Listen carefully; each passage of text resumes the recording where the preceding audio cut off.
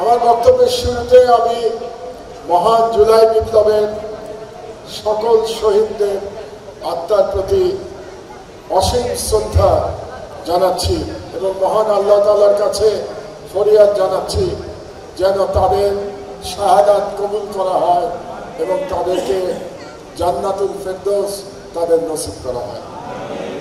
সেই সাথে আমি সকল জুলাই যোদ্ধাদের অভিবাদন জানাচ্ছি তাদের অবিস্মরণীয় সাহস এবং দেশপ্রেমের জন্য।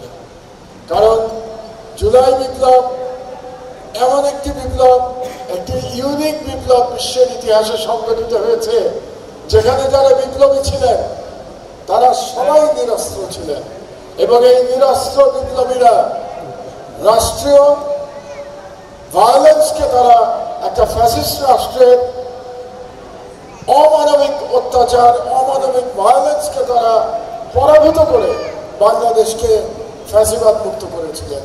এটা বিশ্বের ইতিহাসে একটি নজিরবিহীন বিপ্লব বলে আমি মনে করি। এই যে বিপ্লব সংগঠিত হয়েছিল, এই বিপ্লব আরেকটি কারণে খুবই ইউনিক বিপ্লব ছিল। কারণ এই বিপ্লবটি একাধারে যে বাংলাদেশের জনগণের উপরে যে ফ্যাসিবাদ চেপে বসেছিল তার বিরুদ্ধে বিপ্লব ছিল এবং তার সঙ্গে সঙ্গে বাংলাদেশের যে স্বাধীনতা সার্বভৌমত্ব লুণ্ঠন করা হয়েছিল, সেই স্বাধীনতা সার্বভৌমত্বের যারা লুণ্ঠন করেছিল সেই ভারতীয় হেজেমনির বিরুদ্ধে বিপ্লব ছিল। এবং বিপ্লবীরা শুধু বাংলাদেশের জনগণকেই মুক্ত করে নাই, তারা বাংলাদেশের সার্বভৌমত্ব ফিরিয়ে এনেছিল, তারা ইন্ডিপেন্ডেন্স ফিরিয়ে এনেছিল। সেই কারণে এই বিপ্লব অত্যন্ত গুরুত্বপূর্ণ এবং অত্যন্ত তাৎপর্যপূর্ণ ছিল। বিপ্লব একটি চলমান প্রক্রিয়া এবং আমরা এখনো, আমি মনে করি, সেই বিপ্লবের মধ্যে আছি। সেই বিপ্লবের যে আমাদের লক্ষ্যগুলি ছিল, সেই লক্ষ্য আমাদের এখনো, সেই লক্ষ্যগুলো আমরা অ্যাচিভ করতে পারি না।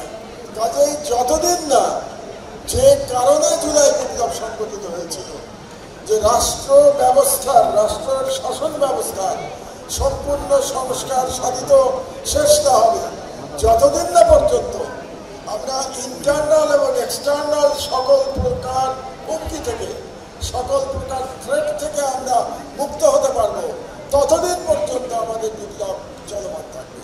এই বিষয়টি আপনাদেরকে উপলব্ধি করতে হবে যে আমাদের যে বিপ্লব শুরু হয়েছে গত বছর জুলাই মাস থেকে, সেই বিপ্লবের নেতৃত্ব দিয়েছে বাংলাদেশের তরুণ সমাজ, তরুণরা নেতৃত্ব দিয়েছে এবং বাংলাদেশের তরুণরা জেগে উঠেছে এবং সেই বিপ্লব বাংলাদেশের তরুণদেরই সম্পন্ন করতে হবে।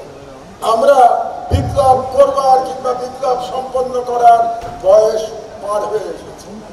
ওই বিপ্লবে ছাত্রদের নেতৃত্বে হয়েছে, কিন্তু ওই বিপ্লবে কর্মজীবীরা ছিলেন, শ্রমজীবীরা ছিলেন, কৃষক ছিল, মধ্যবিত্তরা ছিল, এমনকি আমরা দেখেছি যে রিটায়ার্ড সামরিক অফিসাররা পর্যন্ত এই বিপ্লবে অংশগ্রহণ করেছিলেন তাদের পরিবার পরিজন।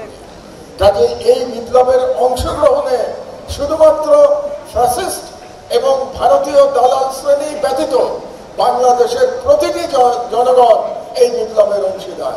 এটা যেন আমরা কখনো ভুলে না যাই যে এই বিপ্লবকে বাঁচিয়ে রাখতে হবে। বিপ্লব কিন্তু বাঁচিয়ে রাখতে হয়। বিপ্লবকে বাঁচিয়ে রাখতে না পারলে বিপ্লব একসময় জনগণ ভুলে যায় বিপ্লবের কথা। তো এই বিপ্লবের থ্রেট কোত্থেকে আসছে, বিপদ কোত্থেকে আসছে? বিপদ দুই দিক থেকে আসবে। একটা বিপদ আসবে অভ্যন্তরীণ বিপদ, ইন্টারনাল। সেই বিপদটা কোত্থেকে আসবে? সেগুলো হচ্ছে যে আমাদের সমাজ ব্যবস্থার মধ্যে কিংবা রাষ্ট্র ব্যবস্থার মধ্যে বিগত 16 বছরের ফ্যাসিস্ট শাসনে যে ফ্যাসিবাদের দালাল এবং ভারতীয় আধিপত্যবাদের দালালদের অনুপ্রবেশ ঘটেছে, সেই অনুপ্রবেশকারীরা কিন্তু সর্বতভাবে বিপ্লবকে ব্যর্থ করে দিতে চাইবে। এ ব্যাপারে আমাদেরকে সজাগ থাকতে হবে। কারণ আমরা যদি এই রয়ের কিংবা ভারতের দালাল গোষ্ঠীকে তাদের মুখোশ উন্মোচন না করি, তাহলে আমরা দীর্ঘমেয়াদী লড়াইয়ে আমরা জয়লাভ করতে পারবো না। কারণ ঘরের ভিতরে শত্রু রেখে আপনি বিদেশিদের সাথে যুদ্ধে জয়লাভ করতে পারবেন না। কাজেই আমাদের উচিত শুধু এই বিশ্ববিদ্যালয় নয়, অনেকেই আমার আগে অনেক বক্তা বলে গেছেন যে এই বিশ্ববিদ্যালয় ফ্যাসিবাদের দোসররা এখনো আছেন। কেবল এই বিশ্ববিদ্যালয় নয়, বাংলাদেশের প্রতিটি রাষ্ট্রীয় কাঠামোতে যে সমস্ত ফ্যাসিবাদের দোসর কিংবা ভারতীয় সাম্রাজ্যবাদের দালালরা আছেন তাদেরকে খুঁজে বের করে তাদেরকে চিহ্নিত করা আমাদের সকলের কর্তব্য, এবং সেই কর্তব্য আমাদের সকলকে পালন করতে হবে। আমি একজন পত্রিকার সম্পাদক হিসেবে আমার দেশ পত্রিকায় আমার সাধ্যমতো সেই দায়িত্ব পালন করবার চেষ্টা করছি, এবং ইনশাআল্লাহ ভবিষ্যতে আমরা করে যাব। বিবেচনা করতে হয়, রাষ্ট্র চালাতে হলে এভাবেই বিবেচনা করতে হবে যে আমাদের প্রতিবেশীরা আমাদের potential enemy and potential and competitor and potential enemy. সেই ক্ষেত্রে আমাদের অবশ্যই ঐক্যবদ্ধ থাকতে হবে যাতে আমরা এই এক্সটার্নাল থ্রেট মোকাবেলা করতে পারি। এবং এই এক্সটার্নাল থ্রেট মোকাবেলা করতে গিয়ে আমাদের আরো স্মরণে রাখতে হবে যে সামরিক দিক দিয়ে আমরা খুব শক্তিশালী রাষ্ট্র নই। আমাদের জনসংখ্যা আছে, কিন্তু আমাদের সম্পদের অভাবের কারণে সামরিক দিক দিয়ে আমরা খুব একটা শক্তিশালী নই। এবং আমাদের চারপাশে যে রাষ্ট্র ঘিরে আছে ভারত, সে একটি সামরিক দিক দিয়ে শক্তিশালী রাষ্ট্র। শুধু নয়, সে একটা অ্যাটমিক পাওয়ার স্টেট, তার পারমাণবিক শক্তি সেই রাষ্ট্রে আছে। তাহলে আমরা আমাদের স্বাধীনতা কিভাবে রক্ষা করব? এবং জুলাই বিপ্লবের যারা শহীদ হয়েছে তারা তো বাংলাদেশের স্বাধীনতা রক্ষা করবার জন্যই শহীদ হয়েছে, তারা তো বাংলাদেশের সার্বভৌমত্ব পুনরুদ্ধার করবার জন্য শহীদ হয়েছে।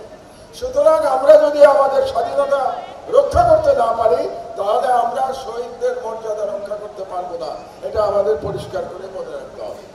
কাজেই আমি মনে করি বাংলাদেশের বর্তমান সরকার, আমরা জানি এটা একটা অন্তর্বর্তীকালীন সরকার, এবং এই সরকারের আয়ু আছে আর 6 থেকে 7 মাস। কারণ সরকার প্রধান ঘোষণা করে দিয়েছেন, একবার বলেছেন যে ফেব্রুয়ারিতে নির্বাচন হবে আমরা জানি, এবং আজকে আমি যতদূর খবর পেয়েছি আজকে তিনি আনুষ্ঠানিকভাবে জাতির উদ্দেশ্যে ভাষণে তিনি ফেব্রুয়ারি নির্বাচনের কথা ঘোষণা করবেন। সুতরাং এই সরকার আর মাত্র 7 মাস আছে। কাজে তাদের পক্ষে, এই সরকারের পক্ষে কোনো বৈপ্লবিক পরিবর্তন করবার সময় নাই।